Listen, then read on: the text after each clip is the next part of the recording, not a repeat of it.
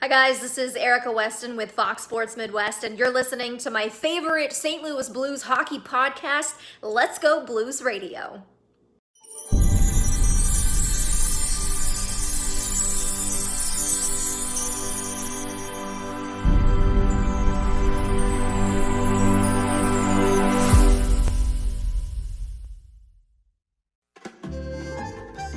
Let's Go Blues Radio is powered by Manscaped. Get 20% off and free shipping at manscaped.com with promo code LGB.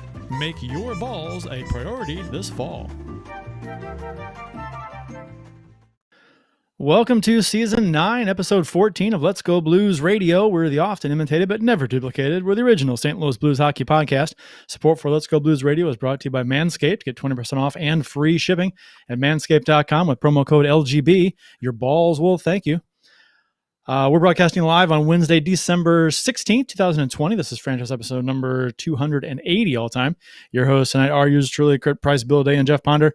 And for your listening pleasure, for the next little while, we'll be talking St. Louis Blues hockey. To interact with the show on social media, you can follow the show's account on Facebook. You can follow us on Twitter at LGB Radio. My handle is at Curt Price. Bill's is at Billy Blue Note, and Jeff's is at JPonder94. Follow us on Instagram. We're also dual live streaming right now on YouTube and Facebook, so thank you for joining us. And of course, the website is letsgoblues.com, where you can listen to or watch past episodes of the show, browse the fan discussion forum, as well as get some cool St. Louis Blues themed t-shirts and stickers that helps support the show. Guys, Bill, welcome back this week. And thank you. I see Jeff has his Blues hat on again. The one that you can find everywhere. This is a different hat this week, Yep. right? Yeah. Yes, it is. This is the one that you can find in every store anywhere in St. Louis. And last week was a different one, where you cannot find. Last week was this guy, which that one looks like I have not been able to. It looks like 70s carpet. It's mud. And this one, like, I can actually probably wear it the whole show and not have a problem. This one, I took it off at the Manscaped spot because it got so hot. Just like Bill. Just like Bill. Bill is smoking, friends. I wasn't sure where you were going there. Getting so hot at the Manscaped spot. But happy holidays, guys. Jeff's quite festive. What do you guys?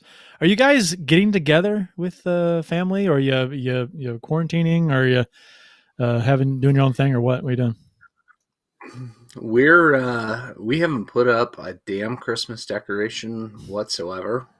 Usually my house looks like, Christmas sharded. There's just Christmas stuff everywhere. This year we're not so festive.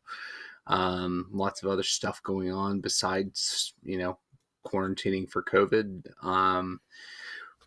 This year seems like we're probably just going to stick around home, and, the only presents that are going to get opened are by the dogs. So that's not your traditional Merry Christmas No. in our place.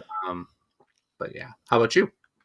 Me, it was up in the air kind of for a while, and had some discussions today, and I think my parents are canceling the get together because some people wanted to everyone get tested and get masked, and others didn't want to do any of that. So so my parents kind of just said no thanks. So yeah, didn't want to deal with it. I would take some educated guesses about who would say no to that. You might be wrong. Really? Well, no, you'd be right, but you might be wrong in who else you thought was in there. Yeah. Interesting. Mm-hmm. Yeah, that's what I said. Jeff, what about you? I'm first of all, I'm having some problems here with my hat for those watching live. Like, what is that guy doing over there? You got a dingleberry right there on the side of your Yeah, I do. So yeah, I'm doing my best to try and show that it's a Blues hat, and I feel like I wasn't doing that before. Anyway, it does say Blues in big letters in the front, so I think you're covered. You're fine.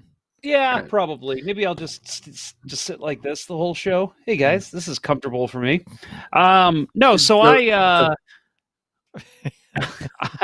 So for my family, yes, we are. So for Thanksgiving, we didn't have the big get together at all on either side, really, because I don't know. There's a sister-in-law that is just had a baby, and it was right before Thanksgiving, and everybody was going to see her, so everybody quarantined for 2 weeks before they went and saw her. But this time, yeah, it sounds like we're still doing our normal thing. I mean, I don't care because I've already had COVID, so I'm good. Screw everyone else. But no, in all seriousness, I'm not worried about me. I'm not worried about my son. The wife's the only one that definitely didn't get it. But yeah, we're still doing the same thing. As far as I know, we're still getting together. We'll see if it's changed at all. We don't know for sure. Have you been tested for antibodies? Do you have them? Do you know? So I was tested again 2 weeks after I first got tested, and I was tested as negative, which they said is not typical. That typically you still test positive for weeks and weeks after, but for some reason, I guess my body's like Wolverine, and I was able to work everything out. You self-heal. But as far as I know, I guess that means I would imagine I still have the antibodies, but I'm obviously still taking precautions. I'm still wearing my mask and, limiting going out, and, I'm not being stupid about it, but apparently what I'm told is I should be good for at least another month or two before I could contract it again. We'll see. The winner, I'm not sure. I mean, I can't read my handwriting here. The winner of the Let's Go Blues Radio All-Time Blues roster, the fantasy draft that we had. Who was the winner there? I can't make that out. The winner was America, Curt. It was America. It was at real Donald Trump. Yep. I think we need to do a recount. Yeah. Well, Reddit was the recount, and you lost by more. So I lost by less. And that's true. Bill gained votes. So some votes were found for Bill on Reddit. So yeah, I'll say it so Curt can stop being so humble. Curt Price was your winner of the Blues all-time draft. And Curt, I will say this. We talked about maybe having a graphic for the show, like a little extra icon by your name or something. Just because you're going to be the one to design it, just remember that eventually we're going to have some other kind of contest, and that icon is going to be moved to one of us. So it's a traveling icon. We'll have a traveling icon. So keep that in mind. So I will not personalize it too much. It'll just be some kind of. I was going to say, don't make it so zany that it'll piss you off when one of us takes it from you. I like that idea. So it'll travel. Yeah. So we can have displayed. Yep, yeah. I like that. It works for me. When we do our all-time worst team, we'll see what people have to say. You guys had formidable rosters. So I was a bit worried there going down the stretch when Jeff kind of closed the gap a little bit, and Bill was picking up votes too that last 24 hours, 36 hours. So yeah. But you had a very populist roster. I did, and I figured. I mean, I wasn't really planning on that when I drafted. That wasn't my plan. But after the fact, I'm like, I guess I get it. I see it. I mean, it's a very fan friendly, appealing roster to look at. So we talked about this since, and it's we've all had our different rosters. They're all amazing. We sit and joke. I was making jokes to Bill about needing to pick up some votes on the Twitter poll. Dude, his team is ridiculous. And Bill, I'll tell you too, my Sunday team, if they were polled just them, you would have won by a landslide. Every one of them said, how is Bill Day not winning this? So everyone has their opinions on it, but at the end of the day, they're all freaking amazing teams. And again, just goes to show the talent the Blues have had over the years. I was actually surprised that Bill didn't get more votes too, just because of the on Twitter anyway, because of the recency. Bill had a lot of his roster was more recent stars, so I thought that would have gotten him a lot of votes from right. certain. That was kind of my strategy. Yeah. Yeah, Okay. that was kind of my strategy after you landed, the sacred three of, Shanny, Hull, and Oates as your top line. And as we'll see in one of our discussion topics, recency is a strong indicator Yes. of fan preference. So Right. I'm looking forward to talking about that, by the way, that we're got coming up. That's the top 50 most St. Louis personalities. Top 50 sports St. Louis personalities of the past, what is it, ever? 50 years? 50 years. Yeah. But spoiler alert, Vladimir Chebuturkin did make the top 5. Did or did not? He did. He Oh, did. I don't know if you guys wow. saw that. I did. Yeah. I did not. Yeah, he had a huge write-in vote campaign. It was crazy. Official beers of episode number 280. You can follow each of us on the Untapped app. My handle is at cprice12. Jeff's is at jponder94, and Bill's is at Billy Blue Note 33. So you can follow that and see what we're drinking if you are so inclined. Bill, what do you have for a beer this evening? Not much left. My beer purchasing is also down a little bit for this time of year after splurging a little bit on the Bourbon County offerings this year. Thanks to you and Amy, that was a great help. Yeah, she did all the work. It wasn't much for me. I drove it to your house after she brought it over to mine. That's all I had to do with it. Right. And you made the connection. That it's great. So I'm actually going back to the as I put in my Untapped post tonight, the undisputed champion of coffee stout, in my opinion, KBS Espresso by Founders. I've raved about it every time I've had it on here. It's out there in the world right now. If you can, go pick it up. It is the best coffee stout I've ever had, and I've had a ton. It is the perfect wheelhouse for everything I love. I love stouts. I love coffee. Would you say that's your favorite genre of beer, coffee stout? Your favorite category? Yeah. I would say, as far as maybe a subcategory, stouts are my favorite. Yeah. Coffee stouts are definitely, It's if I had a choice, I'd drink coffee stouts all day. Would you say in your life you've had more coffee stout beer or coffee? Coffee, easily. I worked at a coffee shop for. I know. I know. Yeah, and I mean my one splurge at home when we started working from home, I bought an espresso machine. So nice. I have espresso every day. Is that the one that goes the air, the whatever frothing thing? Yeah. I don't drink coffee, so I don't know. In your head, you're like, yeah, you moron. Yeah, that's what I make lattes. Sometimes I just pour a double espresso for myself, and it's great. But yeah, coffee by far. Okay, I would have guessed that. Jeff, what's yours? Well, first of all, I want to call out our friend Adam Gold over on Facebook. He says, "Hi everyone, let's go Blues! Merry Christmas and Hanukkah Night 7 as well." So yes, happy Hanukkah Night 7 to those of you who celebrate Hanukkah. Put on your yarmulke. He has a This Day in Blues History, but I think we're actually going to cover this, Adam. So we are going to stealing our stick there. What's he doing? I'm not sure. Actually, this might not be in there. And Adam, if it's not, I will definitely add it. But anyway, so my beer of the episode is one that I have not had in a very, very long time. Urban Chestnut Brewing Company, great local brewer. This is their Dorf beer, Bavarian-style Dunkel Lager. Historically, Dunkel Lagers were the original everyday beers of Munich and the surrounding Bavarian villages. With a dark amber color, Dorf beer, or village beer, utilizes Munich malt and a slight amount of roasted malt to create a smooth, easy-drinking, slightly toasty lager. Prost.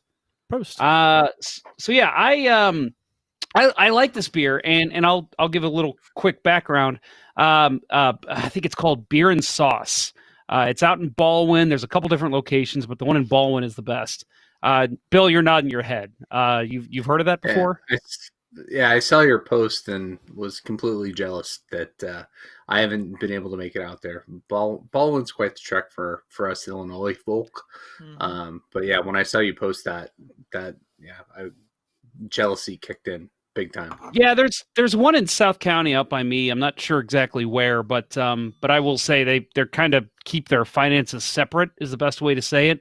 So I like to support the one in Baldwin because my good friend suggested this beer. Again, it was one that I've had a long time ago. His name on Twitter is Drink314, and I believe he's also on the I think that's his name on the Untapped app as well. But he is a beer guy, and somebody who was very important behind the Twitter name in my career as working with the Blues and doing all the media stuff I did. So somebody I very much appreciate and would take a bullet for the guy because he is just a wonderful man. But Drink1314 told me to take this and have it for the beer of the episode. So that's what I did. And I am drinking that beer. And I'm like, this is going to be great. I haven't tasted this in 5 to 6 years. And I can't taste it. See? So all that lead up you're just about how great this beer is. And right now to me, because I had COVID, and though I've got like 90% of my taste back, I cannot taste this one. It's foamy. It's foamy water. I just couldn't even tell you what. There's no rhyme or reason anymore. For a while, it was like, okay, I can't taste chocolate. Okay, I can't taste peanut butter. I can't taste any kind of cheese. I don't get it. I can taste any other kind of beer, but for some reason, I can't taste this.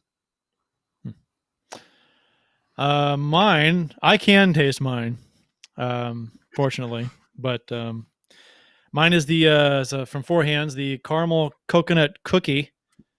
It's a caramel coconut cookie stout. It's the Samoa's knockoff from the Girl Scout cookies, and it was a 9 pack they're selling now. It's the caramel cookie, the Thin Mints, and the toffee crunch. Those are the 3 that are in there, and it's really good. This is good. I think the Thin Mint might be my favorite, but they're all just by a nose. They're all really good. I enjoy them. And the thing you said only available on the Mo side? I believe so. I don't think it's available over here. I've looked everywhere. Yeah. I've been over here and can't find it. I saw it on social media. Somebody asked about over here, and I said no. Actually, they said somebody asked in Kansas or somewhere, and they said no, it's only Missouri only. And somebody else chimed in and said, "What about Illinois?" And nope. I'm like, Jesus Christ, I'm closer to Four Hands than some of St. Louis that gets it. So, but we don't get probably closer than I am. Well, I don't know, maybe time wise, maybe not mileage wise. Yeah. But yeah, if you guys ever want me to pick you up some, let me know. I see them at every grocery store, every liquor store. Yeah. They're if you haven't had them, Jeff, you might want to buy some. Oh, they're great. Oh, you had them. Okay. Yeah. Oh yeah, they're great. Yep. I like them. And the thing with the label, I'm a graphics guy. Okay. And, Four Hands always does a fantastic job of the labels, really cool looking artwork on the labels, and this is fine. But there's nothing on here that describes the taste. You can do anything you want with a label, okay? And I love Four Hands, but I'm gonna gripe. You can put anything on the label you want. It doesn't cost you any more or less to print it up if it's already in 4-color, right? And they don't describe the beer. Granted, okay, you see the cookie, that's should be description enough, right? I get it. But come on, right? But come on, put something on there. Some people might not know, even though it says a caramel cookie, but coconut or caramel coconut cookie. But still, put something on there. They like to do pairings too. To what you can have with this as a nice pairing. Didn't do that either. So I'm not. I don't. Sometimes I don't get and that's my gripe with a lot of beers, that they don't describe what the beer tastes like or what's in it or what flavors you're supposed to taste on the label. Now, how if it's a new beer that's in the store, you haven't tried it yet, how are you supposed to know? Yeah, could be a risk mitigation effort for them in terms of not wanting to get sued by the Girl Scouts. All they have to, they could, come on, you could be creative. They're creative people over there. You could do something cool. I think it's pretty creative as is with the picture of the cookie. I agree. It is. It's well done too. But I just, Yeah, I'm just okay. Maybe I'm just being You two extra should picky. fight. I'm being picky. You two should fight. Just being Fight picky. right now. Today in Blues history, courtesy of the @STL Blues history Twitter account. Jeff, if I don't read the one that Adam posted, you go ahead and tag it And on at the it's end. not in there. So it's from last year. So I will tag it on at the end. Okay, sounds good. Today's date is December 16th. So December 16th, 2018, just a couple of years ago, Craig Berube press conference after a 7-2 loss versus the Calgary Flames. And the @STL Blues history Twitter account does have the video here, attached in the tweet, which is quite. It's funny to look back on this video and watch it, but it was not funny at the time. But Berube was pissed. 9th time they had allowed 5 goals or more in the season, and the 4th time in the 12 games under Berube they allowed 5 or more. So another too many men penalty in the game, which was a problem. So that 4th time in 12 games to allow 5 or more, and so that was only 2 weeks away from when they turned it around. Do you remember? I mean, I would actually love. I need to go back and listen to one of those shows from back then. Oh yeah, because I know that at one point, I don't know who said it, but one of us said there's a chance here that the Blues are going to fire 2 coaches in one season. Like we were all thinking, there's a possibility. Nothing changed under Berube. Would we see another coaching change? And, would you see, somebody else come in on the interim, or would you see them go out and get somebody who's maybe just fired from another team? That was the conversation, because this team did not turn it around right away under Berube. And he looked like he had no idea what he was doing. And no offense to him. I mean, obviously looking back, he did know what he was doing. But I remember us just looking on the bench. You watch these games when they're in last place and just cruising along as a terrible team. And you just look at Berube on the bench and you can tell he's just, I don't know what to do. I don't know what to do to get these guys to play at a level I know they can. And it was crazy. Berube might lose his job here too, because these guys are so pitiful. Well, they'd won their previous 2 before this game, and it was a game against a winnable Calgary team that had played the day before. So they should not have been as fresh as the Blues, and they came out real flat. And Berube pointed it out. He was pissed. He goes, "There's no excuse for it." He goes, "Everyone played terrible." That's what he said. So yeah, and then just about 2 weeks later, after that, is when the run started. When they were last in the league on January 1st. I think it was 1st or 3rd. So, well, and let's keep in mind too that was well after the Jake Allen, or I'm sorry, Chad Johnson was let go, and Jordan Binnington came to back up, and Allen had that stretch of 20 games or something where he started every game, and it was just, oh my God, give him a rest. Yeah. At this point, we're calling for that. It's like, what do you got to lose? Like, it's not even like, oh, Jake is terrible. It was, dude, this guy needs a rest. He looks exhausted. Right. After a 7-2 thrashing to a poorly rested team, I imagine if we go back and listen to the show that came after that, we're saying, we're probably, pimping our why not Bennington, or what about Bennington, whatever the hashtag was.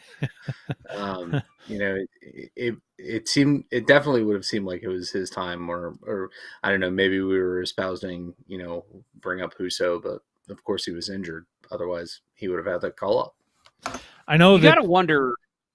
Oh, go ahead, Curt. Well, I was going to say that this was during the era, the time period where we were pretty much thinking that Quenneville's got to be coming in, or at least be offered the job, because when Yo was let go, we're like, okay, Quenneville, he's out there. And you're thinking, okay, all right, talk to him, bring him in, whatever. If he wants the job, I don't even know. And then Berube takes over, and then nothing changed for a while, and so and that's where it gained even more steam, because okay, team doesn't look any different. They didn't get a shot in the arm. Usually teams get a shot in the arm for at least a little bit with a new coach. That didn't happen. So it was a rough go, and the coaching was like completely up in the air. We had no idea what was going to happen. But what a difference 2 weeks makes, though. Well, I remember too because Joe Quenneville had said shortly after, it was about 2 or 3 weeks after he was let go, that he's going to take the rest of the year off. Yeah. And so it was, okay, that's why Berube's got the interim tag. They're going to keep him as bad as they are. They'll keep him, and then they're going to go get Quenneville in the offseason. Yep. Obviously, Berube stopped that from happening. Yeah, right. Can't do that now. Nope. Yep. So December 16th, 2017, a year before that, Starter Hutton, set a St. Louis Blues record for most saves in a shutout, which was 48, in a 2-0 win versus the Winnipeg Jets. I guess this was, we can talk about goaltending some more. This was another era where Jake Allen lost his starting job to Carter Hutton, which, I mean, going into the season, you got to be like, well, that can't happen, right? But it did. Allen wasn't very good, but on the other side of the coin, Hutton was fantastic. So it's a no-brainer. He was playing great. Yeah, he was. Great hockey. I actually remember that game, and I'm looking up the stats now because if I remember correctly, I want to say Patrick Laine had like 8 shots on goal, and was just, let's see, Kyle Connor had 7, Blake Wheeler had 7. Maybe I was wrong on that. Laine only had 2, but I mean Brian Little, Tyler Myers, all plus at least more than 3 shots in that game each. And again, Kyle Connor, people say now that they think he's better than Patrick Laine. So they had their chances. And man, Hutton was unbelievable in that game. I remember from the little bit I remember, damn, that was amazing. December 16th, 2019, Jordan Binnington won his 40th career NHL game in the Blues 5-2 win over Colorado. The 40th win came in his 59th game, which was tied for 4th fastest to 40 wins in NHL history, behind Bill Durnan, Frank Brimsek, and Pete Peters. So, 53, 56, and 58 games, and Binnington was 59, was tied with Frederik Andersen and Ken Dryden. So, Ken Dryden, one of the all-time greats. Adam Gold's it ties into Binnington as well. This day in Blues history, he says almost a year ago, so maybe it's not to the day, but who knows? The Binnington commercial where he took a shot at the doctor's office came out, and then he says, "Hope everyone is safe and well." So yeah, that's that was around this time last year, I remember. But man, not to get into a long discussion here about Jordan Binnington and versus Jake Allen versus whatever. Man, I'll admit, anyone from my hockey team on Mondays is listening. I want you to know that you all suck. And yes, I am a little bit of a fanboy of Binnington because the dude, to me, is a good enough goalie to get an elite team to the Stanley Cup, which he did. I am just so tired, and I'm really looking forward to this season. I'm so tired of people just after the playoff we saw, people just, Binnington's terrible. They got rid of the wrong goalie. He's awful. He's terrible. He won a fucking Stanley Cup 1 year ago. Like, and again, I'm not saying that he was the only one to do anything, but clearly he can be good enough to get his team to the Stanley Cup final. So you're going to judge, after winning a Stanley Cup, you're going to judge his play off a bubble hockey tournament? Come on. Here's the deal, too, with that. I mean, if we're talking sample sizes with Binnington, so he wins a cup. He was amazing. Anybody that says otherwise during the regular season and the playoffs, his play dipped in the playoffs, sure, but how do you maintain what he did in the regular season? You can't. You don't. So it's bound to dip as you're in better competition. It's a more of a grind. But yeah, like you said, he was more than good enough for that team to get over the hump, which the Blues had never had in their history. They never had all of that together in one package. So, but people are gonna rag on Binnington. He didn't have the greatest season last season, but he was good last season, and he had a bad bubble. Good enough. He had a bad bubble. Good enough during the season and a bad bubble. Bad bubble. Right. So your sample size for someone's sample size for saying he's a terrible goalie is a handful of games in a bubble playoff situation. That's absurd, I think. I mean, and even then, we talked about how in the prelim round or whatever that was called, him and Allen were fantastic. So it wasn't even the whole bubble tournament. Yeah, it's he kind of got scapegoated. He wasn't great. He ceded the crease to Jake Allen for a lot of that Canucks series, and Allen got the wins, and when he couldn't any longer, they put Binnington back in, and we lost. And there were uncharacteristic goals scored on him, but it was such an anomaly last year. And I mean, it really, that whole tournament is not indicative of an NHL season, right? Everybody came in rested. Some teams, like the Blues, came in, fatigued from people having COVID, having been exposed to it.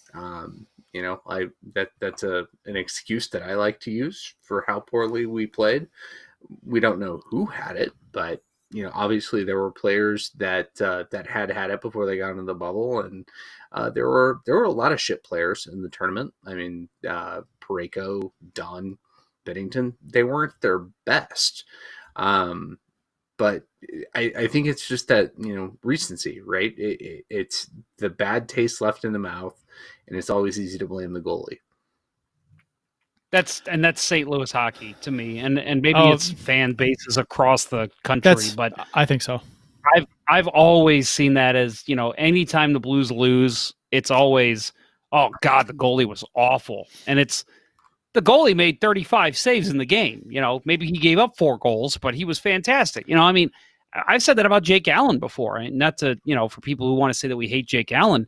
There's been times the Blues have lost, and people bitch about Jake Allen. And I'm like, he was great. He was not the reason the team lost. It was they couldn't score goals, or they weren't picking up men in the slot, or whatever it is. It's not always the goalie. And I feel like that is just the perpetual thing to do as a hockey fan. Blame the goalie. How hard is it? Well, see, and I've always said that's lazy analysis to just default blame the goalie without. I mean, sometimes it is the goalie's fault. Sure, I get it, but a lot of times, no, not so much.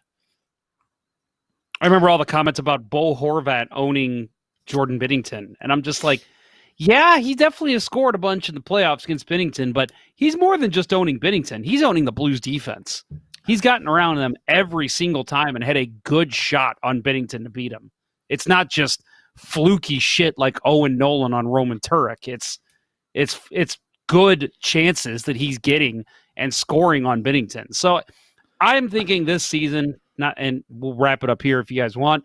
I'm thinking this season is the make or break season for Binnington. I know we said that last year, but after what we saw with the bubble tournament and the weirdness that was last year, let's see how he bounces back this year. This is this is a contract year for him. It's his last year of the contract. Right. So he's got that incentive too. Yep. And I think he's going to be great. I think he's going to be above average, which to me, that's all you can ask of your goalie. Be better than half of the league, and you will make the playoffs. Get hot at the right time. Top 15, you thinking? Yeah. I agree. Yeah, and to have an above average goalie with a Stanley Cup on his resume, bring it. I want to see it. Sure. Speaking of Mr. Jordan Binnington, he has a new mask, and so we can, for those on YouTube, we can take a look at the mask. What do you guys think of his new mask? It's got it's not complicated, not busy. It's got a large angled note on each side, along with a yellow one-tone trumpet behind each note, big trumpet, and the JB on the chin with a kind of an arch with a faded gradient yellow on the forehead. What do you guys think? I mean, so I not the biggest fan of the trumpet logo, because of its connotations with the clown jerseys. But in this context, I think it's really good. And it's a trumpet, not a bugle, like some people were posting on Twitter earlier. Bugle. Bugle is not part of the Blues. Trumpets are. No, it's a trumpet. Yeah, I mean, bugle's the Army. It's not Rebelly. Not playing Rebelly. Blues games. And Bugle Boy was Billy Blue Note's nickname in high school. I had some Bugle Boy jeans, cargo pants actually. I did. I did have Bugle Boy attire, including flannel line chinos. That was my go-to. Wow. For this time of year. Wow. Flannel line, those are probably comfy. It's cold. Yeah. Oh, they're amazing. I wore some yesterday. Not Bugle Boy though, because where can you find those these days? I bet you they're on eBay. Goodwill. Probably. Goodwill. Yeah. I'd buy some Bugle Boy jeans just to have them, or pants, jeans, pants. Whatever. Hey, there you go, guys. If any listeners want to buy some Christmas presents for us, just look for some Bugle Boy jeans. We'll gladly take those. Just donate them. At this point, they probably got holes in them. And that's fashionable, right? So Sure, why not? They're authentic wear. Now getting back to the mask, I absolutely love the blue notes coming down either side of the face. Always, to me that is reminiscent of Ed Stanowski and Rick Hines, early 80s, late 70s Blues goaltenders, the first to put paint on the masks for the Blues. And I love that. Yeah, I enjoy the simplicity of it, and yeah, it's a nice mask. Great work by Dave Gunnarsson as usual. Andrew, real quick, Andrew Tykeson in the YouTube chat. I don't recognize that name, but have you guys seen that name before? I've seen that name. Tykeson? Okay. Yeah, says, I've I seen him. don't call myself an Allen defender, but Allen did outplay Binner much of this past season. Bennington won us a cup, no question, but he was inconsistent this past season. Right. I think Allen played very well last season. Played great. Yeah. Well, and my comment to that, and I was going to overshadow that with, I think I'm speaking for the panel here, and let me know if I'm not. It's not a matter of who played better. I think it was both goalies. Like, yes, Allen outplayed Bennington. It doesn't mean Bennington played poorly. It just means that Allen had a great season, and good for him. That's what you want. You want both your goalies to get you W's. And here's the deal. And I never understood why there's always been this line drawn. And again, I don't know if it's full NHL, full hockey, or if it's just Blues fans of, well, you have to pick this goalie or this goalie. I want both goalies playing well. I don't give a shit who's in net as long as they're winning games. Was there ever a controversy last season as to who the number one was? No. Not to me. No. And was there a controversy when Hutton outplayed Allen? Yeah, there was. So I mean, that was like the third time that it happened. That's the difference to me, is that Allen played great, and numbers wise, he was better than Bennington. Bennington did have some stretches where he wasn't great, but still, the entire time it was never a doubt to me who the number one goalie was. Right, and that was solidified by the fact that Allen's the one that got traded. Yeah, right, Allen, exactly. They could have kept Allen, same money, right? Just about, or even the fact that they went back to Bennington in Game 6 or Game 6. Yeah, I mean the fact that they lost Game 5 with Allen and they went right back to their starter. That's what you do. You go to your starting goalie. And again, I'm not trying to draw any kind of lines in the sands here. It's just Bennington, he took the reins and ran with it. Allen could never do that. And people could even argue maybe that Brian Elliott never did that. Yaroslav Halak never did that. And, we haven't had a goalie like that since, I don't know, Chris Osgood, that's really taken that number one job and ran with it. Chris Mason, I guess. Just say Chris Mason. Did that. Yeah, Chris Mason. Well, yeah. But yeah, it's that's what I liked about Bennington, was that there's all this controversy. Carter Hutton coming in and he's going to steal the job. Brian Elliott's going to steal the job. Martin Brodeur is going to steal the job. There was never a question with Bennington. The minute he took over the Stanley Cup championship season, they went into the playoffs and this is Bennington's crease. And since then, it has just been, that's your starting goalie. And again, I know that in St. Louis, it's easy to look at what just happened and say, this guy is he could easily be taken over by any other goalie or whatever. You look at Team Canada rankings, and I've said this before, for 2022, Jordan Binnington is up there. Team Canada typically has good goaltending. So if Binnington's being considered for Team Canada, he's doing something right. I'm a fan of the goalie mask. It's not overly complicated. I love the texture on the blue notes.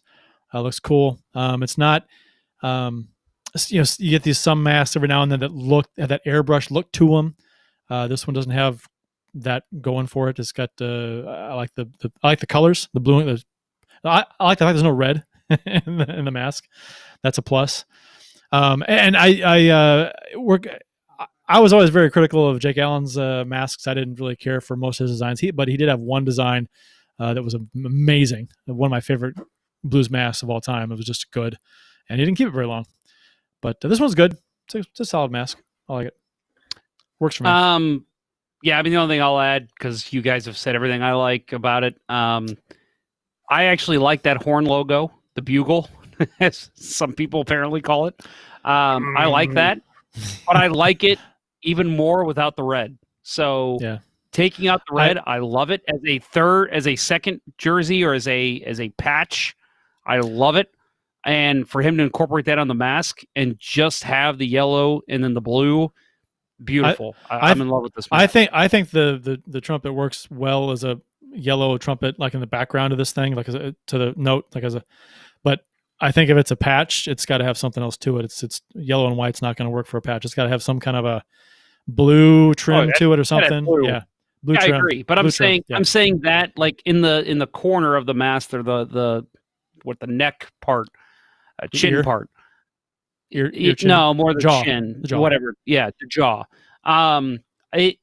I like that logo, the one that they had on their jerseys in the 90s. I just think take the red out, keep the blue and yellow, and I think it's perfect. I agree with that.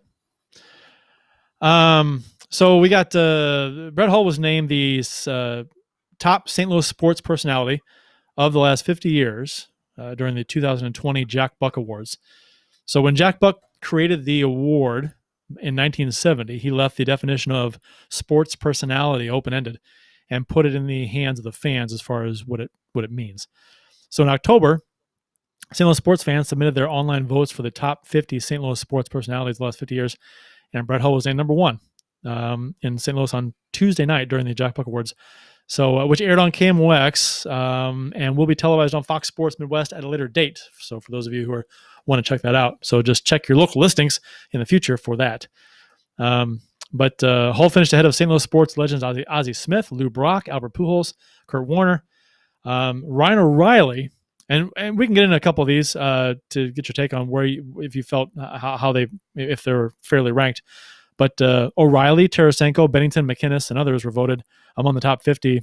The 2020 Jack Buck Awards also honored former Blue Pat Maroon with the David Freese Hometown Hero Award. Retired anthem singer Charles Glenn also received an award to recognize his dedicated support to St. Louis to sports in the St. Louis community. So this list. So I had want to ask you guys. Ryan O'Reilly, too high? He's eighth. He's eighth. So he finished ahead of Jack Buck, Tony La Russa, Whitey Herzog, Wainwright, Jackie Joyner-Kersee. So too high? Too high. Probably. I think it's too high. But I look at names. I look at names like Bertie Federko, Isaac Bruce, Jim Edmonds. Jim Edmonds still a member of the Blues or the St. Louis community. David Freese is someone who still does commercials here. It's definitely too high for Ryan O'Reilly. It's the recency we talked about. Yeah. Yep. Don't get me wrong. He's my absolute favorite current member of the St. Louis Blues. But all time, we need a little more context here. Yeah, he's been here 2 seasons.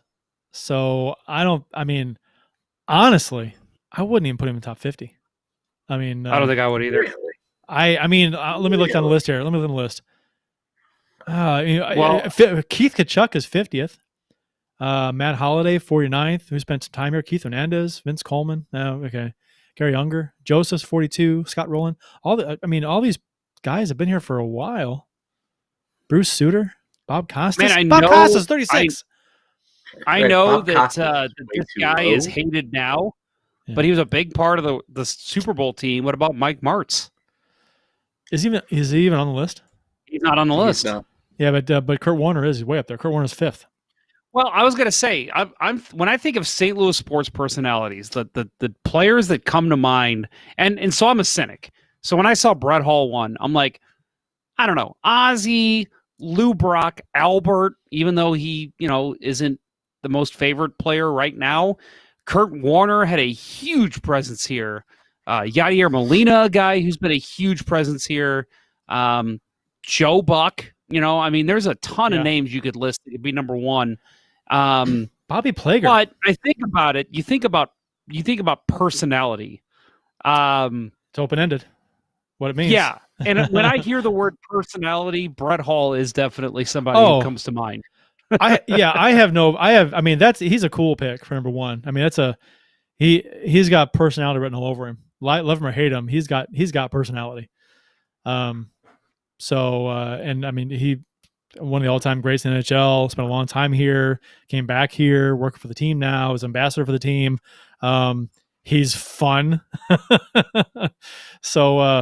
Yeah. He was such a hard ass with as a cynic back in the day as a player. Yeah. I like that. questioning, I liked it. That's what I'm saying. As a personality, yes, that is definitely somebody who stands out as somebody you want to recognize as a top personality in sports. Especially in NHL, how everybody is all just, oh yeah, get pucks deep. Oh yeah, we gotta, do this, gotta do that, get it past the red line.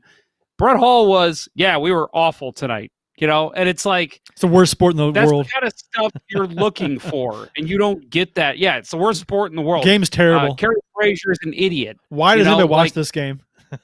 Yeah, why are there red in a Blues jersey? Yeah. I mean, the stuff that he used to say to the media was just spot on. And even if you didn't agree with it, it was, hey, he's speaking his mind. And that's the thing with Hall. I mean, and I've said this before, he's honest. Whether you agree with him or not, or whether it's something he should have said or shouldn't have said, and he's said plenty he shouldn't have said, but he's honest. And he ain't gonna bullshit you about a comment on a play, on a whatever. So that you always know you're getting an honest take from Hall. Yeah, no, I am surprised he's number one. Quite honestly, I guess we have to go back. This was voted on in October, right? So yes, Lou Brock's on top of the mind for a lot of people. He just Yep. recently passed, so I am really shocked that Pujols is 4. I thought he would be top 2 at this point, but I guess because playing and he left, leave. but yeah, that pissed a lot of people off. Yeah, I haven't watched baseball like religiously since he left. I don't know. I think I would have probably voted him higher. The definition of personality, you guys are spot on. I'm not gonna belabor the point. But yeah, my favorite Brett Hull quote of all time, after the 86 goal season, he was interviewed in the Hockey News, the magazine that they had, and his quote was, "I wanted to be a well-rounded player, not a well-round player, so I got in shape." So I'm actually shocked Bernie Federico was 23rd. I thought, I mean, I wouldn't put Pietrangelo, I wouldn't put O'Reilly, I wouldn't put Tarasenko even above Federico. Yeah, I mean, real quick, O'Reilly. Go ahead. Oh, go ahead. I was just going to add real quick my favorite Brett Hall quote, since you mentioned yours, and Bill, you can relate to this. I'm not dumb enough to be a goalie. Yep. Yep. Yeah. Wasn't that about? Wait, no. His kid had a similar quote because his kid was a goalie. Yeah. We'll have to look that up, but yeah, that is a great quote. Anyway, go ahead, Bill. You were saying something about O'Reilly? Dick Vermeil is on this list. Yes. Vermeil's on the list. Yeah, I thought. Okay. Yeah. Right. Sorry. Yeah. No, I was just going to say O'Reilly, I kind of get it because, he is such an everyman kind of personality, and he leads by work ethic. And they're constantly showing the clips of him working out, and that who's not going to love that in a working class type in community that we have in St. Louis. Everybody loves that, and he is just such a likable person. Everything about him. I mean, I guess I'm surprised that he's so high, but at the same time, I kind of like that he's there. I like rewarding that, his effort. I just don't think he was here long enough. It's longevity for me. I just don't think he was here long enough. To put him over Jack Buck is a lot. That's a lot. I know. And Adam Wainwright. Yeah. To me, Jack Buck's top 3. Easy. Yeah. Easy. And like I said, Ron O'Reilly, I'm going on this list. I mean, love the guy. I really do. I mean, he's fantastic. I think eventually he makes this list. But as of right now, after 2 years with us, he's not top 50 for me. My question is, sports personality, where the hell is Curt Price? That guy is 51. A staple. 51. 51. That guy has been a staple in blues message boards since the early 2000s. 2001. And a staple in blues podcasting since 2011. 2001. I mean, come on. This coming year, I think it's December, so it's late 2021. Will be 20 years of Let's Go Blues.com. Well, it was stlouisbluesnews.com, but then it's like, we just move franchises. It's this history is there. So it's Let's Go Blues.com, 20 years old. Golly. Yeah, next year. So Let's Go Blues.com is not like the Winnipeg Jets. They embrace their past. We do. St. Louis Blues News, yeah. St. Louis Blues News is part of our past. We are not going to pretend like we came out of nowhere. Yeah, I think there's a stlouisbluesnews.com now. It's not me. It's not the site I had. It's somebody else took it and did something else with it. So we got a couple comments too, right? Do what, Bill? I said it's probably based in Arizona too, right? Based in Arizona. The Jets. Oh, yep. I see what he did there. I like it. Took me a while. Get there faster. Get there faster. Get there faster. A couple comments here. Jesse Hill. Allen put up great numbers as a Blue. I think a lot of he didn't take his net was the coaches. No. That's for another show. We'll talk about that another time. We've done that show. Yeah, I was going to say, we've done that show. All right, let's just move on. Andrew Tykeson says, Winter Classic Baby Blue, and he's talking about the Binnington mask. Winter Classic Baby Blue, arch primary logo, bugle, shoulder patch, no red anywhere. So I'm guessing that's a thumbs up from Andrew. No red anywhere. Jesse Hill adds ROR way too high. Rick Zombo should be on there. And he does coach minor league team, coach kids here, right? So. Oh, yeah. Yeah, I mean, what about Jeff Brown? I was going to say Jeff Brown. What about Darren Kimball? Darren fucking Kimball. Hell yes. I watched him get 2 fights in one game against Twist and Kimball back in the minors, and Twist whooped him both times, and then Kimball got him down on the ice the second time. Refs were trying to break it up, and Kimball's trying to wail away on Twist with the refs like in between. The crowd was booing him because it was just hitting Twist while the refs were on top of his back. It was a mess. Kimball didn't look good in that at all. That's a total Darren McCarty move, if you ask me. It was it was bad. Chicken shit. Excuse me. But so Jesse Hill says, I think Curt Price was ranked at 67. Then he adds, Day was at 84, Ponder at 87. So congratulations, Bill. You beat me. I win again. Yes. And Jesse Hill adds for Rick Zombo coaching. Yes, he's right. Yeah. Lindenwood, where he coaches. Right. So And that's it. Coaches, you got, Jeff Brown too. So Again, Jeff Brown. I was going to say Andy Strickland. Like, I know that he's got a love-hate relationship here with a lot of Blues fans, but the dude is a staple in St. Louis hockey. And, he's a guy that I think should get consideration to be on that list. he coaches, right? Cam Jansen's always been a great advocate of St. Louis. You know what? Say what you will about Cam Jansen as a player. He's As a personality. Personality. Definitely He's on this list. personality. He's great. He's fun to listen to. Best. Sure. Yep. How does Max Scherzer make this list? He's not. I know he's from here, but I think out of everybody on this list, I bump him. Well, if Max Scherzer makes this list, then Pat LaFontaine should make the list.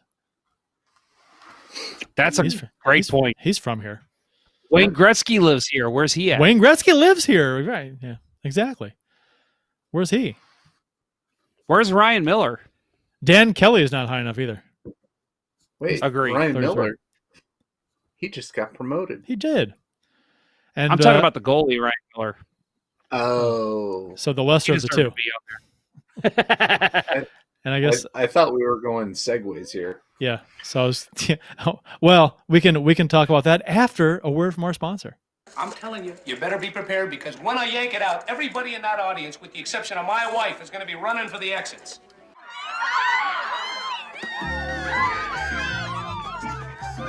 Autumn is in the air, and Manscaped is here to ensure you don't carve your pumpkins while grooming.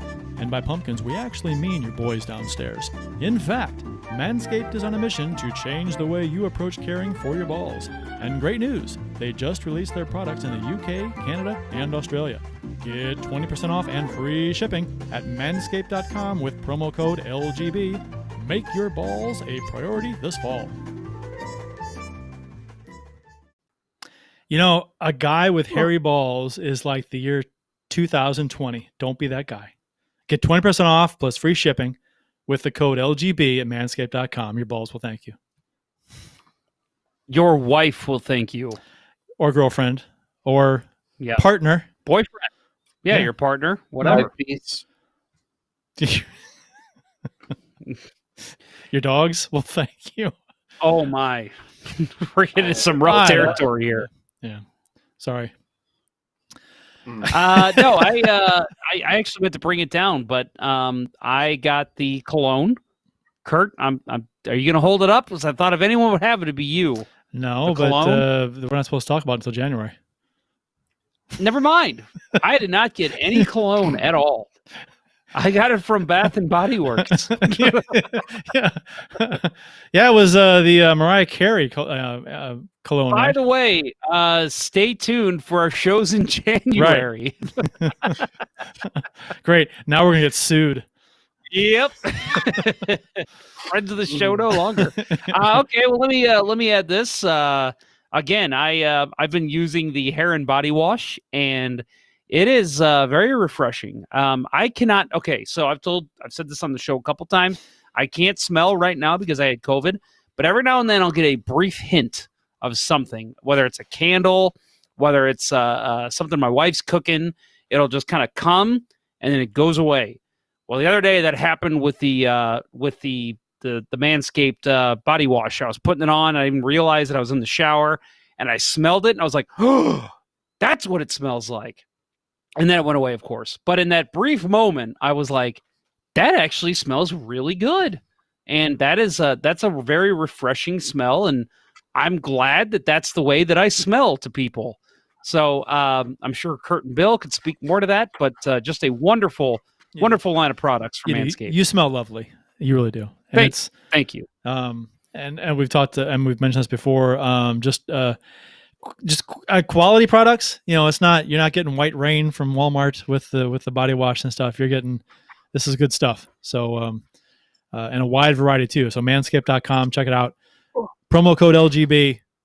Just go there and look around and see if you. I mean, and we got the lawnmower 3.0. So give that a look. That's pretty fantastic, and that's like their hero product. That's what their whole entire company's based on. So that's, if you're going to get anything, get that. But also, if you don't want to spend as much, for a shaver, because that's a little bit more. But you get something like the like just the body wash or the ball wipes or the ball toner, or if you love your balls, right? So, Curt, I love your balls. thank you. At least someone does. Yeah, thanks. Are we having a moment? Did we just We're become having a best moment. friends? We just become best friends. Yep. Just so you know, to me, that was in unison. I don't know if it came across that way. Well, you are in a delay, so maybe it was the in unison. Ryan Miller was named Blues assistant general manager by Doug Armstrong. He promoted from within to fill the open assistant GM position. Ryan Miller was the Blues top analytics guy and has done everything from negotiate contracts to ensure the Blues remain compliant under the salary cap and prepare players for who might opt to file for salary arbitration. He's essentially been Doug Armstrong's right-hand man, and he's now literally going to be Doug Armstrong's right-hand man.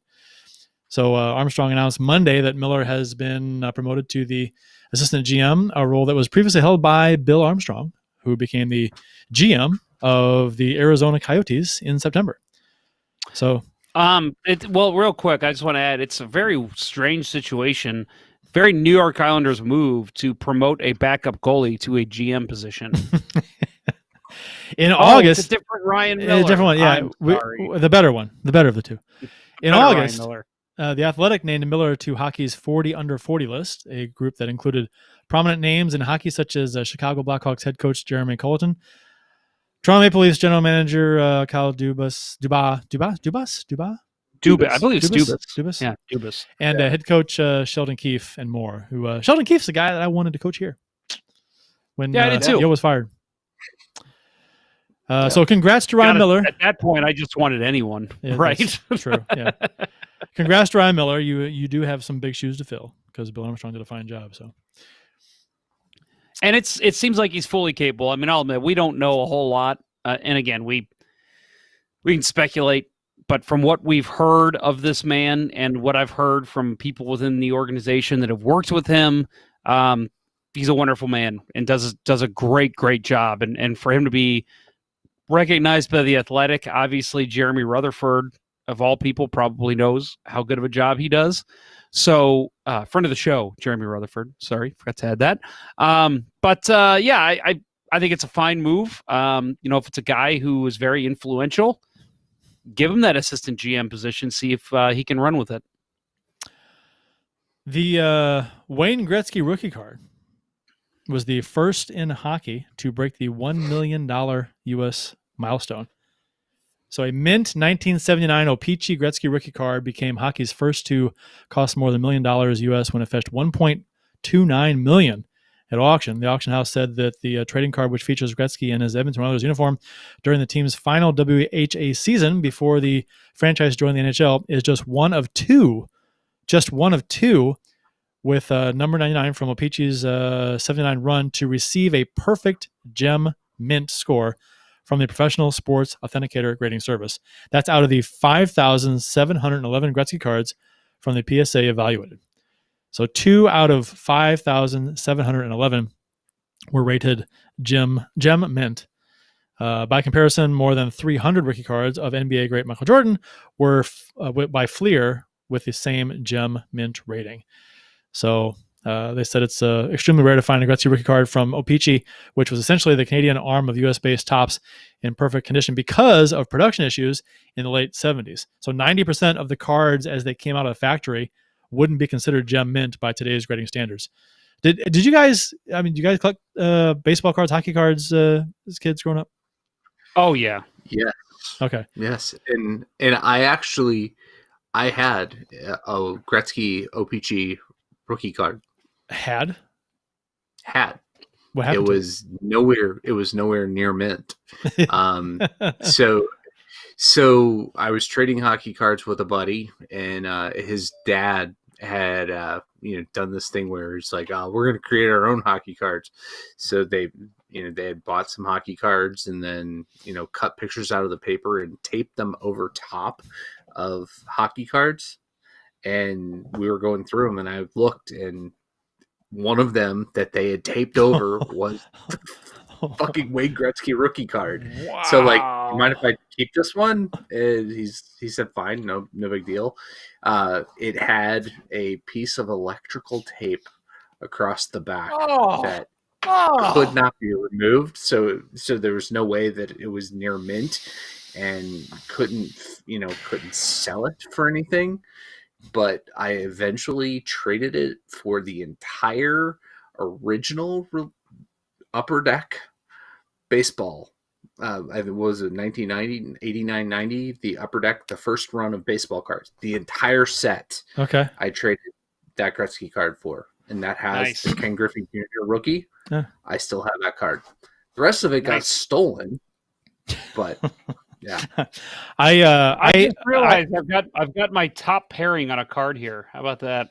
Oh, that's cool. Yeah. Back it up. Can't say it's blurry. Sorry. Scott Stevens and Chris Pronger Gotcha. on Cool. one card. That's nice. I'm a collector, or I was at least. I was a big baseball card collector. I had some hockey cards, not many, but baseball cards were my thing back in the day. For some reason, I didn't do. Hockey cards weren't as widespread in my area at the time, so it was harder to find. But I was always about the baseball cards for some reason. I collect both, or I collected both back in the day, and that may be a spot that we can do going forward. Just grab a random handful of cards and let's see what we got. I still have a box of Score baseball cards unopened from 1989, I think, or 90.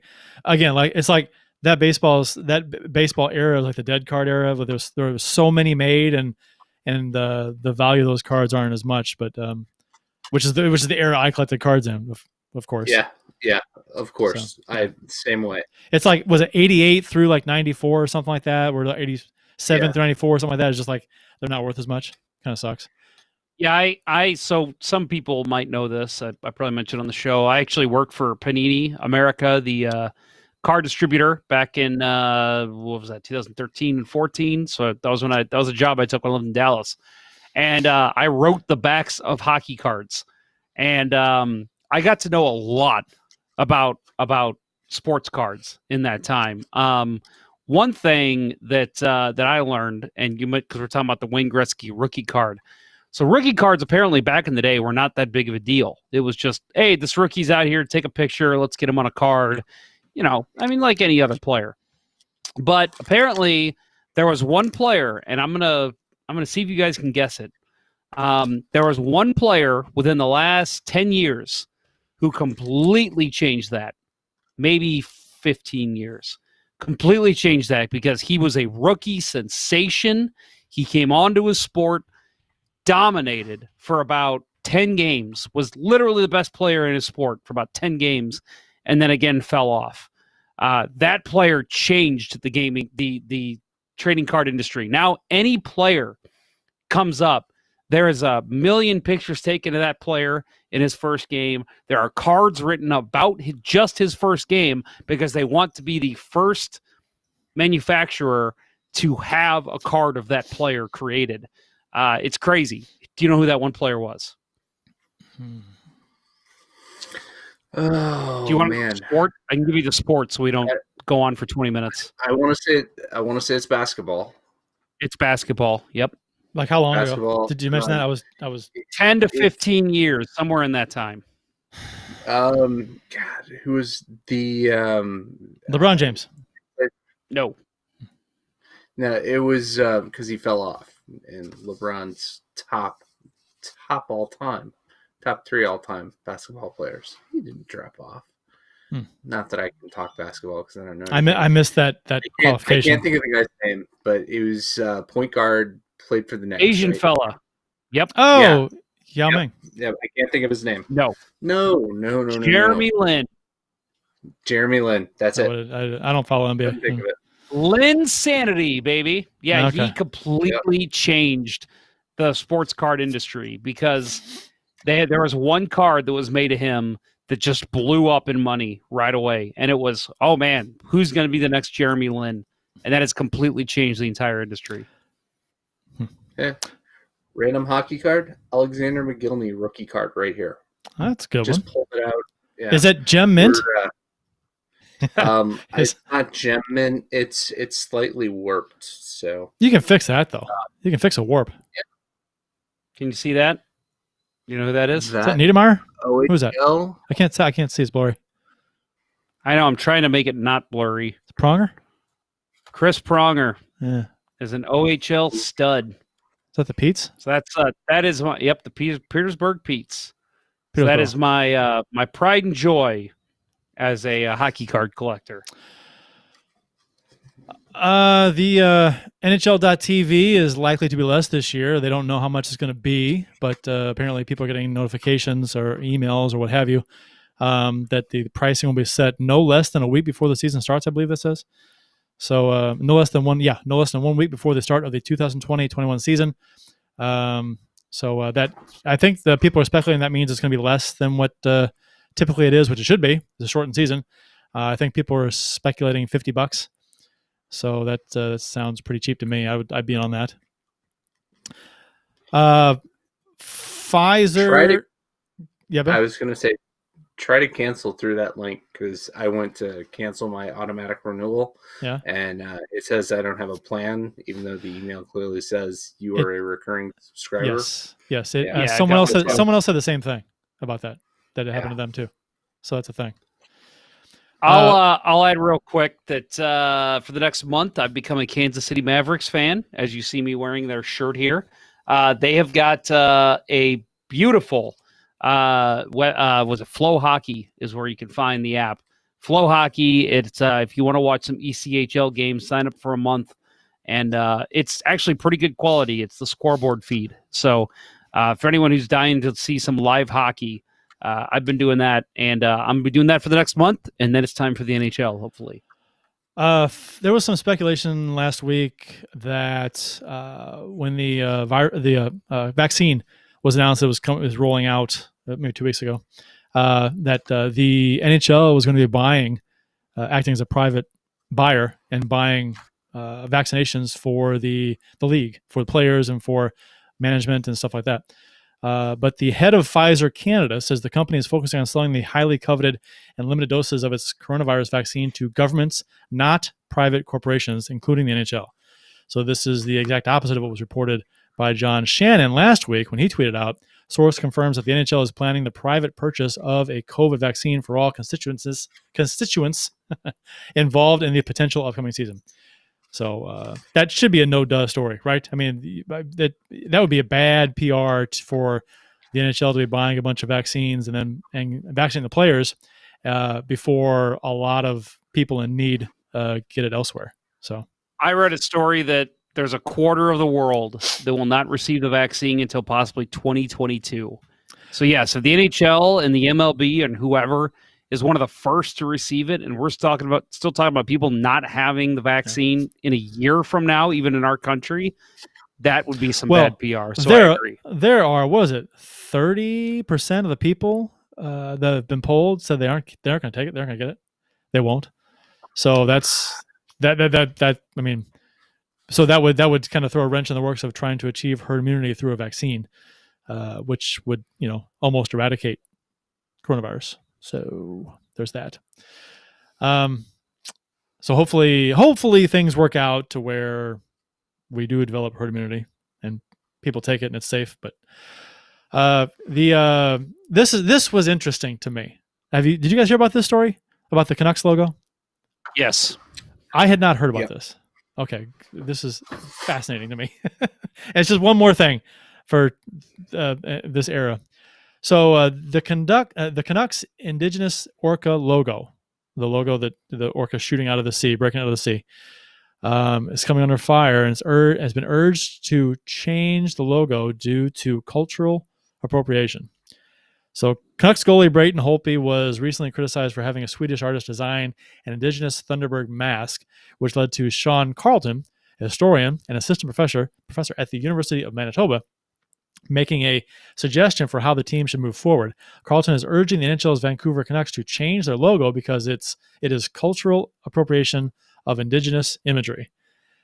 So the case for this, Carlton argues, is he believes the Canucks shouldn't profit from using the Orca logo designed by non-Indigenous person and inspired by the art of the Haida people. Which I think it's Haida. Haida, an indigenous group that resides off the coast of British Columbia, Canada. The real issue here is power and profit. So, in a bigger sense, Vancouver is located on unceded, stolen indigenous territory, and the team makes millions from its operations and indigenous branding. This is a continuation of colonization in British Columbia. So, the Canucks are branding their team with appropriated indigenous imagery while being part of the process of profiting from doing business on stolen indigenous land without working with indigenous peoples in meaningful ways. That's how settler colonism works. And this is all according to Carlton. So I thought this was fascinating because someone brought up in a discussion, and I thought it was a great point. I want to get you guys' thoughts on this. So basically, the person who designed this image of the orca shooting through the sea, I didn't realize this. I'm a logo graphics guy, that it's a indigenous imagery. The face is like a totem kind of image of the whale or orca, and I saw it. I'm like, oh yeah, okay, I guess it is. The mouth is like a totem looking type of thing, and so it's their imagery. And someone who was non-indigenous designed it. So what happens in the United States if an artist paints, I don't know, American themed paintings of Native American Indians and sells them for a profit? Isn't that the same thing? I mean, granted, the land issue is not involved here, but I think that's part of it. That's a big part of the issue. But right, isn't that the Blackhawks logo story? It was originally conceived and drawn by the wife of the owner. Was it really? I think you're right. I think you're right. Yeah. So it's the same thing. Exactly. But I don't think Chicago sits on stolen land. I guess it does. I guess we all sit on stolen land. We all do. That's right. We all do. Right. So, but this is interesting because I think it's a combination of Vancouver being on stolen land from these people, and a non-indigenous person designing an indigenous logo. So what are your thoughts on this? Should Vancouver consider changing their logo?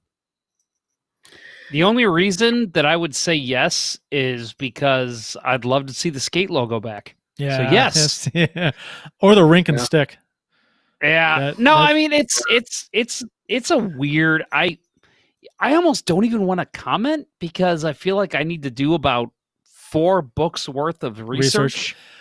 See, yeah, I'm not an indigenous person, so I don't think I can comment fairly anyway, as far as the offensive nature of it, as far as like how they feel about the land situation and how they feel about the image itself, whether it's respectful or not, and how they feel about the team making money off that image while they're on their land. So I'm not part of that, those people. So I don't feel like I can fairly comment on it. I am to a certain extent. I would say that because I'm about 1/4 Native American. My grandfather was full-blooded Cherokee. So I feel like if we were talking about the Cleveland Indians, Kansas City Chiefs, Washington football team thing, I could probably comment and be able to like provide enough information that's of stuff that I've read and that I know and that I've heard from others. But when it comes to Vancouver, I know it's a completely different situation. And the Washington football team, that was a slur. Redskins is a slur. Is it yes, not? It was. And the Indians mascot, the image, it's obviously offensive. Yes. Chief Wahoo, my God, even the name is offensive. Yeah. So that's different categories. I don't think this logo necessarily. And that's what I'm falls in that saying. category. Yeah. So it's a different situation.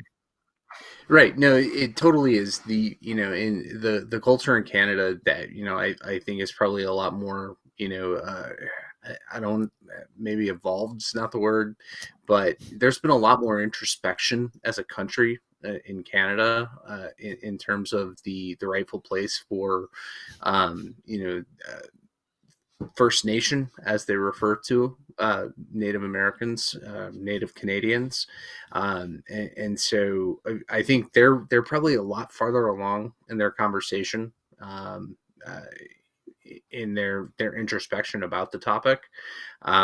So yeah, I don't think it's totally appropriate for us to be commenting on it, but I guess the one thing that I'll point out is that I don't follow Francesco Aquilini, who's the primary owner of the Canucks, on Twitter, but over the last week I've actually seen 2 of his tweets in pretty close to real time. And his tweet on the subject was, "We got this chief of this tribe that says he's not offended, so let's just get back to hockey." Yeah. I don't like that response. I don't either. I liked his tweet about the idiot anthem singer who was going to the mask rally or the anti-masker rally. He was going to sing asking the anthem. Yeah. Did you see his tweet? He got fired. Yeah, he fired him over the tweet. He said, "Hey, Vancouver son, you should refer to him as former Canucks anthem singer." Because that's what he is now. That was fantastic. I mean, whether you agree with the politicalness of it or not, you got to admire somebody for standing by what they believe in that case. So it's very easy he was a popular singer. He was there for a long time, and they just said nope. This was not the first time the singer had done this either, with a controversial appearance and singing the anthem at a controversial type of rally. So they just didn't want to be associated with that, which I understand. And I respect that. So good for them. All that I'll add here is with this is if there's a large contingent of people who feel wronged about the Vancouver Canucks logo, I hope justice is served. If it's something that is just truly offensive to these people, we look at it. It's easy for us down here in St. Louis and even people across North America to look at this and say, "What is this? This is ridiculous. It's a fucking whale." Like I saw so many people saying, "Who's offended? Free Willy?" Like it's easy for us to say that, but at the end of the day, for me. Go ahead, Curt. What? Well, no, I was just gonna say that it's and to respond to those people, not to you, but just my first impression too was that it's an orca whale. How can you take claims on an orca whale? But it's the artwork that is representative of the indigenous people there from their totem. So that's right. That's the whole. And let's face it. If that is truly what is going on here, it's plagiarism. And as somebody who not if it, to a higher extent. Well, I mean, you'd have to now if it's a tribute to, that's a different story. It's not really plagiarism. You could, but the thing I think if they had an indigenous person design it, it wouldn't be an issue. But and you know what? To be honest, I don't like the logo anyway. I'm not a fan of that logo. I don't know about you guys, if you like it or not. I don't. I hate it actually. I'll say that I remember when it first came out, late 90s. Early days of me being on the internet, and I did that terrible office thing where I just kicked the raising bar on my fell too deep. But I remember being in the college. I was going to Providence College at the time, and going through hockey message boards at the computer lab because we didn't own personal computers at that point. And I saw it, and I was unimpressed. I thought it was the orca whale. I had no idea how that played into the Canucks, and I thought it was like just a terrible ripoff, or a maybe not a ripoff, but a take on the Cincinnati Reds C. Like, why do we need this in hockey? and at the same time, there's already an iconic C logo in the NHL. Why would anybody else want to do that? And so, as a Canadiens fan, I really didn't like it. Oh, I thought you were talking about Calgary. No. Yeah. So you're saying There's so two basically iconic. There's already two Canadian iconic C's. Well, you know what? They are ones for repetition. They enjoy the Rough Riders as well. Right, I was going to true. say, come on, Canucks, just change your name to the Rough Riders. We need that in the NHL, right? The Rough Skaters. The Vancouver Rough Riders. That's a lot of syllables. And like I said, all that I'll add to is if there's people wronged, I hope the Vancouver organization changes it and makes it right, calls homage to the right people, whatever they need to do to make this right. If there's an issue, I hope it's resolved. And they should just change it just for the reason that it's not a good logo. Just use this as a reason to make a better logo. If you don't like what they're saying, you disagree, but okay, just go along with it anyway and change the logo because it needs to be changed anyhow. This is your out, Vancouver. Yes. Right. If any team could take advantage of 90s nostalgia right now, it's the Canucks. Just don't go so far back as the deep V's. That was bad. No. Not a deep V fan. Not a chance. Not a chance. Yeah. I'll wrap it up, guys. What do you think? All right. Can I add a programming note? Yes, go. Programming note, folks.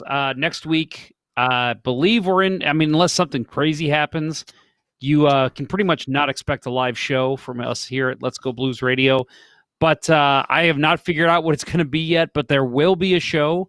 We are going to make sure we get back to our weekly shows. So I will figure that out in the next week. There will be a show. You can podcast it. There likely will be a video with it, but I don't want to commit to that fully if I don't know what I'm doing yet. So, yes, there will be a show next week, but no live show. So, for those of you listening right now live, we won't be talking to you next week. Thank you for all the love and support you guys have given us. And I absolutely love reading the comments that we get live. It's one of my favorite things to do. And Merry Christmas and Happy Hanukkah to everybody listening right now. Happy Kwanzaa. Happy Kwanzaa. Happy Boxing Day. That will wrap up episode 14 of season 9 of the original St. Louis Blues Hockey Podcast, Let's Go Blues Radio. Thanks for listening, and thanks to those who participated in the YouTube and Facebook live chats during the live show. We hope you enjoyed it as much as we've enjoyed bringing it to you. For Jeff Ponder and Bill Day, I'm Curt Price. Until next time, everyone, let's go Blues. Let's go Blues. Let's go Blues. Get there faster. The Chiefs are at home tonight against Cyanosport at the War Memorial at 8. Good seats are still available. A look at sports. I think that went very well. Thank you for listening to Let's Go Blues Radio. Now take off, hosers. I want you to have a heart attack and die so that we never have to do this shit again. Well, there's 90 minutes of your life you'll never get back. Sorry. St. Louis Blues, St. Louis Blues. Have you heard the news about our St.